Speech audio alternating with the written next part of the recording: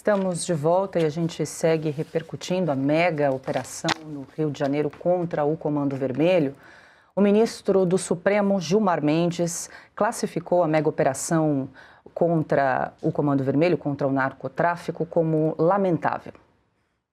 Situações de graves ações policiais e causam danos às pessoas ou mesmo a morte de várias pessoas, como acabamos de ver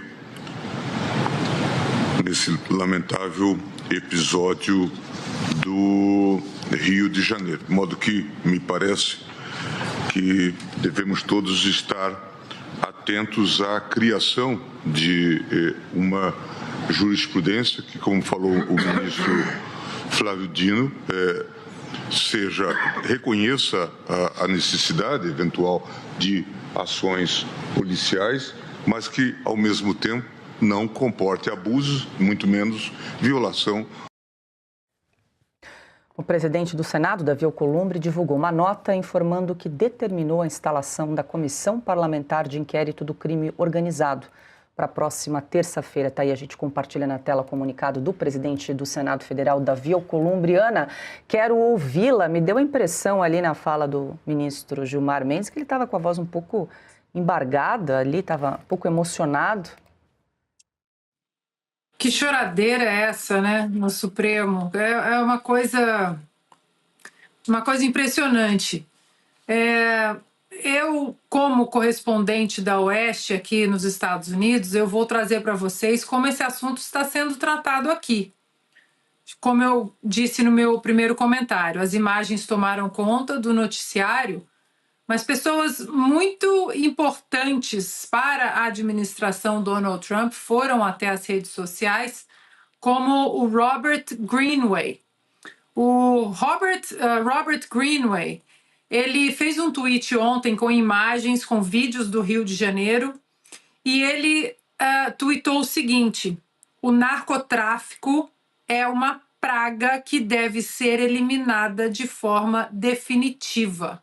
E aí eu preciso trazer para vocês quem é Robert Greenway. Ele é um dos homens de guerras de Donald Trump. Ele é um veterano das Forças Especiais dos Estados Unidos, ele tem grande experiência em operações no Iraque, no Afeganistão, e inclusive a área dele, ele atuou na criação de forças de contra-terrorismo. Ele vem fazendo pressão exatamente para que esses cartéis no mundo sejam incluídos na lista de terroristas no mundo.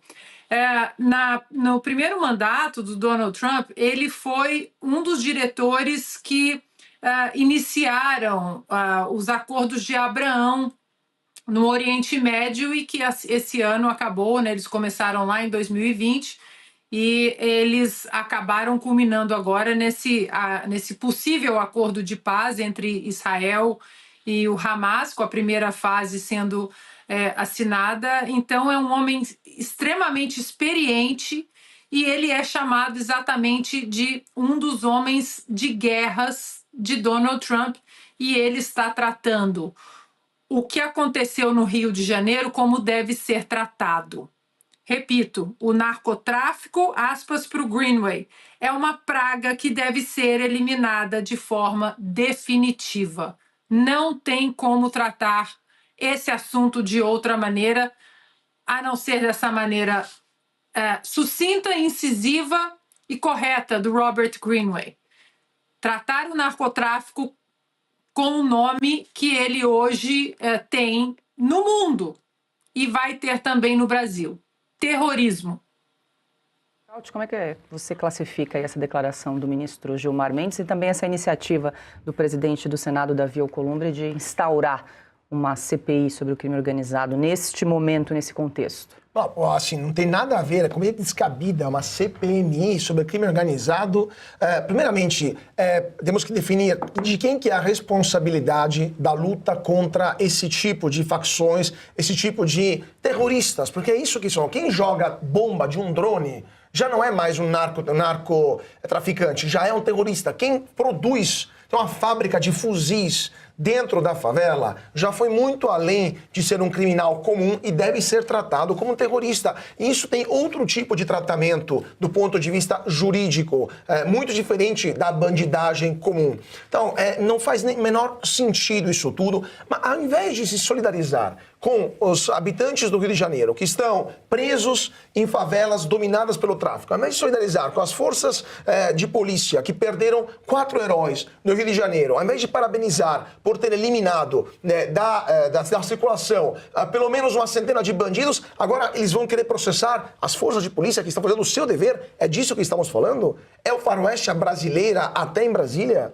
E outra, só para, antes de falar do Gilmar Mendes, Paulo, antes que eu esqueça também, essa falácia, para usar um termo elegante, do governo federal, dizer que não queria dar os blindados para o governo do estado do Rio, porque tinha medo que os traficantes usassem os blindados. Mas assim, uma fragorosa risada é a resposta a isso, porque para o Piotr, o mestre Augusto, todos nós servimos no exército e sabemos que para usar um blindado você precisa de 6, 8 meses de treinamento. Você acha que um traficante está lá na favela, vai ser treinado para usar um blindado? Vai roubar o blindado da Marinha e vai usar contra a Marinha? Mas do que estamos falando? Mas daí pega de volta também, peraí. Pega de volta, entre outras coisas, né? Então assim, mas é ridículo.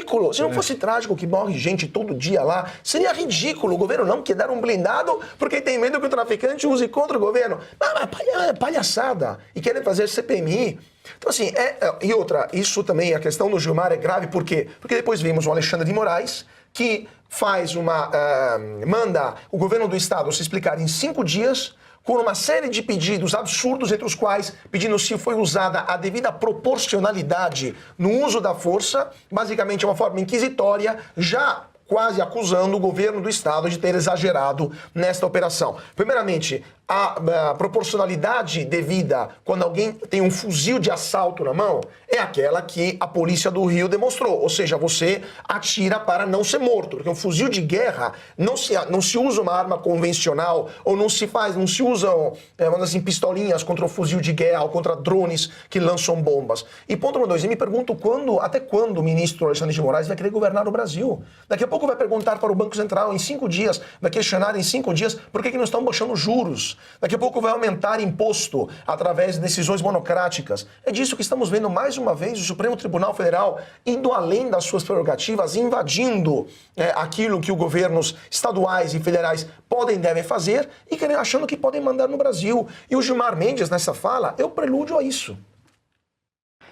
Eu queria dar o prazo de 5 dias para que um grupo do Supremo, de ministros, com a assessoria do Flávio Dino, suba um morro do Rio de Janeiro ou de qualquer outra cidade controlada pelo narcotráfico. Vão lá para ver, porque esses caras, eles acham, e por isso essa demagogia, eles acham que a polícia é violenta com a população que vive muito bem, população honesta, que vive muito bem, convive bem com os traficantes.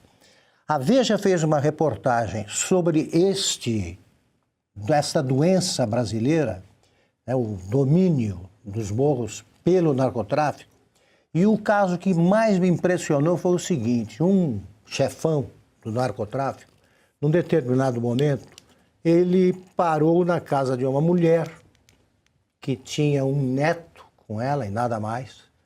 Ela tinha uns 50 e poucos anos. Ele falou: vou almoçar aqui hoje. E a mulher, assustada, preparou uma comida que não tinha, foi lá se virar. E ele almoçou. No dia seguinte, ele voltou, almoçou e jantou. E durante 15 dias, ele fez isso. Depois desapareceu. Não há caso, não há exemplo mais expressivo para mim do que é o poder do medo. A mulher fazia comida que não tinha, começou a pedir ajuda para vizinhos e tal, até que esse cara sumiu da vida dela. Agora, imaginem alguém entrar na casa de um desconhecido, qualquer, e fazer isso. Como você precisa infundir medo para que isso seja possível. Sim. Eles não sabem nada. Eles não andam pela rua há 6 anos. Eles estão numa espécie de prisão preventiva. Eles não entendem nada de Brasil e, em vez de dar prazo para ver se foram respeitados os direitos dos presos do 8 de janeiro, ficam aí querendo se meter com o narcotráfico. Vão até lá. Tentem subir o morro. Flávio Dino conseguiu. Pergunta a ele qual é o segredo. E não deem palpite no que não entendem. Não atrapalhem. É o mínimo que se pode pedir.